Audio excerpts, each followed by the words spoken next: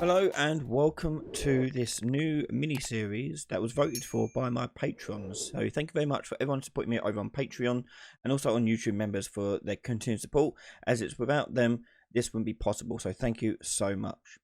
So what have they voted for? So they voted for how to make an AI site detection system similar to games like in Skyrim or in Far Cry, where an enemy will have a little eyeball above their head, for example, that would fill up the closer you are and more obvious they can see you. So that's what we're going to replicate in this mini-series. Now to get started, I've already created my basic enemy character, AI controller, enemy behavior, enemy blackboard, and I brought in this eye icon like so. I just found it on Google and cropped it down to size. Now, if you want access to the project files of these, gold patrons on patreon.com/RyanAiley will have access to all the project files that you see here completed, so you can use it and have a look at it yourself. So, get started. We need to hook these all up because I've made them but I haven't done anything to them apart from put the character mesh in. So let's go into our character here, go to the class set defaults and go to AI controller and choose our enemy AI controller. I'll close that. Then on our AI controller, we go to event graph and take to run the behavior tree. And behavior tree is going to be this one. Then we want to go into our behavior tree and make sure our blackboard is associated to it. It is. Save. I'm going to save all of that and move on. So the next thing we need to do is we need to create the widget that's going to be above the enemy's head for their eyeball. Now at the moment we've got this eye icon. We need to make this as part of the widget. So I'm going to go into here, go into user interface, widget blueprint. And we're going to have this one as a stealth. Actually, let's call it site detection. Site detection icon underscore UI. And we're going to go in there. And in here, we're going to get rid of our canvas panel. And we're going to put in a progress bar. That in. So, now our progress bar, we're going to name over here site detection. And on the right hand side, we're going to change its styling. So go to its style and we're going to change the background image to our eye icon. So let's go into that and change it to icon. So if you then go down here and choose to draw it as an image, you will now get the image full view. Now, what we want to do, we're going to have like a dark background that is then filled up with a filled image here. At the moment, this fill image is just going to do this. Okay, so to change that to the fill image and make it applicable to the fill image, we need to tint the background here. So go to the background, you tint, choose this, and then I'm going to change the alpha here to 0.5, and I'm going to change the coloring here dark. Okay, so now go to fill image and choose the eye icon. And this one, we're going to change the percentage now. Oh, got to change it from box to image. Now you'll see it fill up the icon with a custom shape progress bar. I'm going to change my direction so it goes from top to bottom. So let's change from bottom to top, sorry. And so we get this sort of filling up meter. If you want to change the color of it, you just change the color of the fill opacity down here from blue to whatever you want. Now the reason why it comes out nice like this is because the icon itself is white. Whenever you're doing things like this that may change color, make sure you're using a white icon because they can be cleanly changed to any color you want.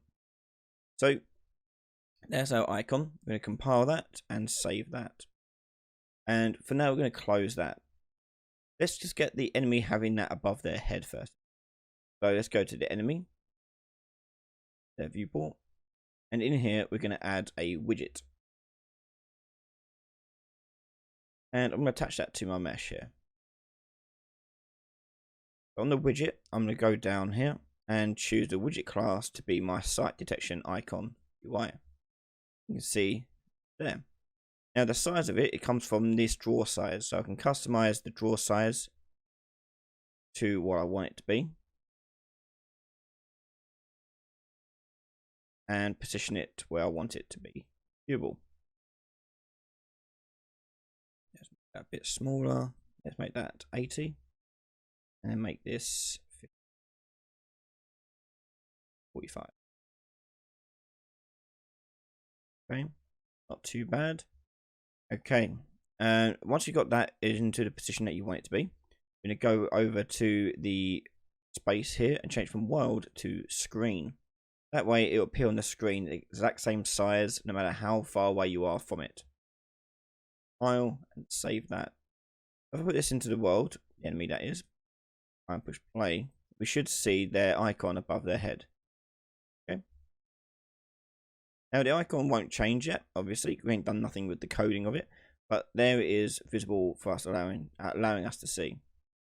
So how do we tie this together? Well, first of all, we need to have a sight detection on our enemy. They need to be able to see us first and foremost. So go to enemy AI controller, and in here we're going to add the AI perception. Then on that, we're going to go to the right hand side and add a sense to the sense config. A little plus icon, and choose this sight config. Open this up fully. And you can customize the sight radius and the lose sight radius. I'm going to change this slightly because the map we're on is quite small. I'm going to change it to 1,000.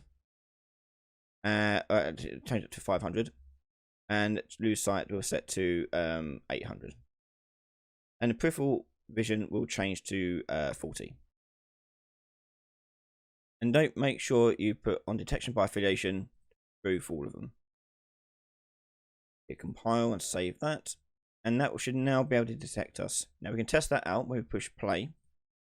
I can go and push the apostrophe key on my keyboard while looking at the enemy. And turn on the perception debug. You can see there's the perception debug for their sight and lose sight. So when I go into the green here in front of him, you see a little ball appear indicating that he's seen me. So the way this works is that when he sees you like this, it's basically going to be like a sort of timer that counts up and down based on how close you are to him, and that will increase as we do get closer and further away. So when that timer then fills up, then he'll give chase and he's seen us completely. So the way we're going to do that is by changing a float and lerping that float towards a target. And the reason why we want to do that is so that when we lose sight of us, his eyesight meter will go down back to 0. Okay, so you can stealth around him more successfully. So we're going to go to enemy AI controller, and we're going to right click on our perception component, go to add event, and do on target perception updated. This event fires whenever the perception is updated in sense of, in this case, sight. So when he sees us and when he loses sight of us, this will detect both of them. So for this, we need to determine when we want to detect an actor here. So this actor, we need to check if it's the player character. So I'm going to do equals to get player character and put that into a branch. Now it only reacts if it sees the player, not anything. What we want after all. Then you want to take the stimulus down here and break that and get access to all the data we get from the stimulus. Most importantly, the successfully sensed here. We also need to use the location to indicate how far away we are to increase the speed that we are increasing our bar with. So what we need to do is we need to change our UI to update and reflect how often he's seen us. So let's get on with that one and go back to our widget. Now on the widget, we're going to go over to the graph. And on here, we're going to have a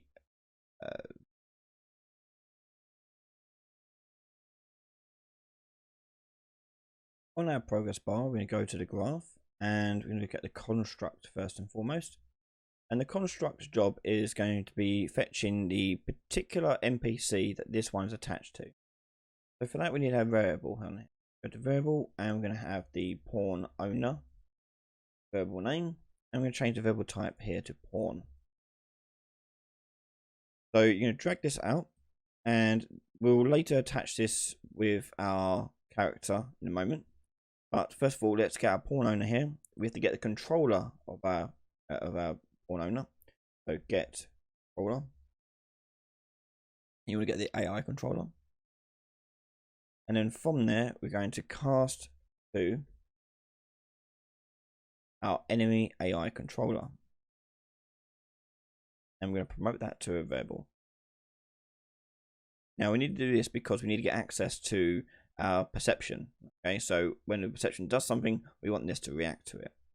So I'm going to leave that as that, and hit compile. Now I'm going to go back to my AI controller, and on here we're going to make an event dispatcher. Now the event dispatcher is going to be used to communicate when it has seen and when it has lost something. So go to the event dispatcher, click plus, and we'll call this one site registered. ED, event dispatcher. I'm going to drag that out and do call. Hit compile. Then with the event dispatcher, go to the right hand side and go to its inputs. New input you're going to add in here is the boolean or whether or not you've seen it. So we'll do this one, has seen something. File. And you'll have an issue with this in a moment. You just right click and refresh that.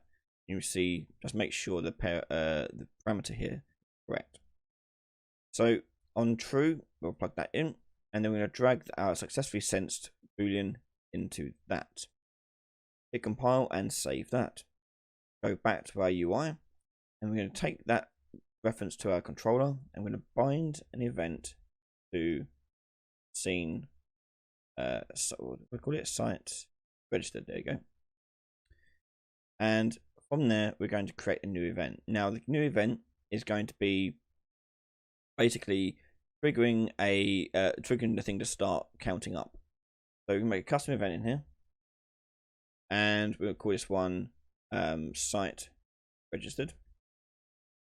And it has to match the same signature as the event dispatcher. So the event dispatcher is sending out a boolean, therefore this must output a boolean.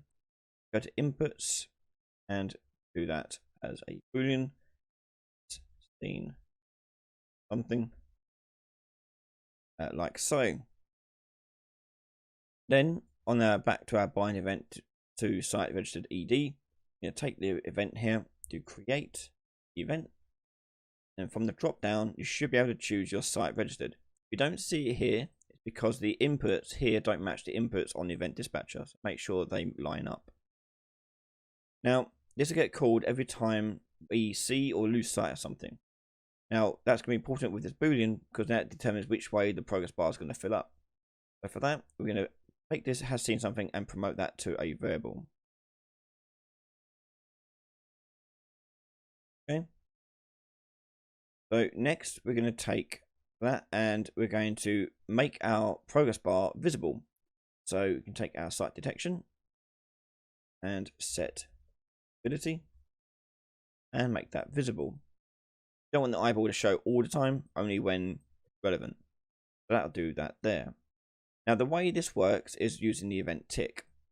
So the tick is going to go into a gate, and that gate is going to open with this site registered.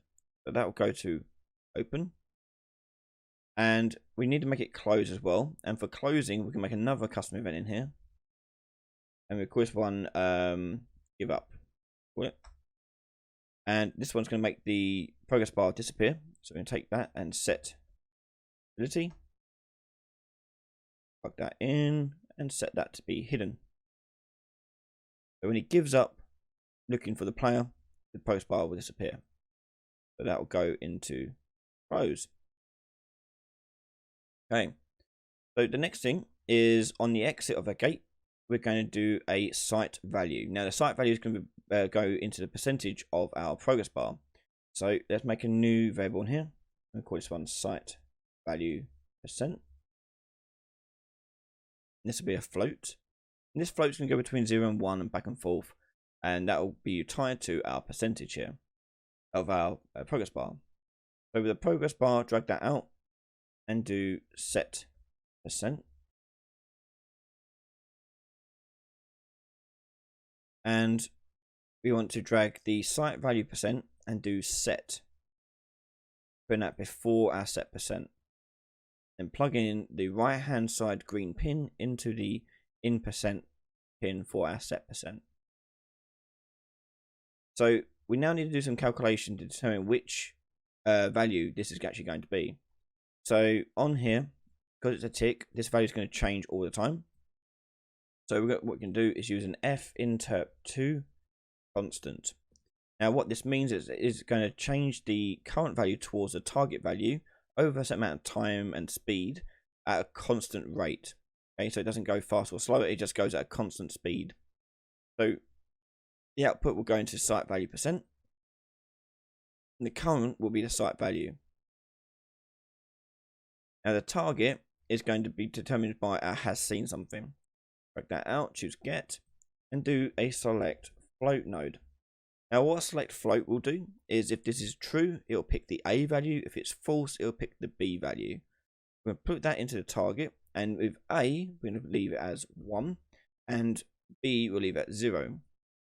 So when he's seen something, it's going to make the site value percent grow towards 1. When he's not seen something, it will grow towards 0. The delta time, we're going to drag out and do delta world seconds.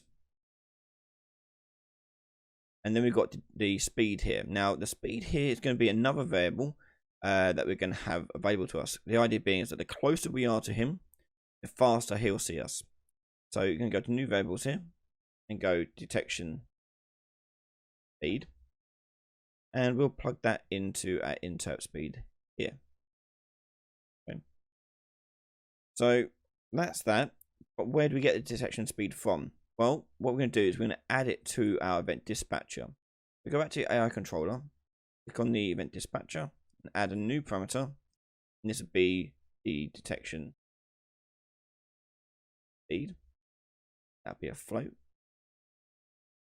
Compile. Go back to the site detection UI. Go to your site registered custom event and add a float to that as well. Because remember, they have to match. Detection speed. That'll be a float file. That should be okay. Again, error, it means that these don't match the types. So move that along there and drag out detection speed and choose set. And just plug that in from our parameters. Okay, so that's going to go through there and update that percentage. Now, after that, we're going to change and update the detection speed as well. And because we're only doing a single player with a single player character, we're going to update the detection speed in real time on this tick. So the detection speed will be set by the initial site sense, then will also be increased or decreased on here. So on here we're going to do set detection speed, and then we're going to take the get float value from the not get float value, sorry, get the pawn owner and get the player character, get both their locations,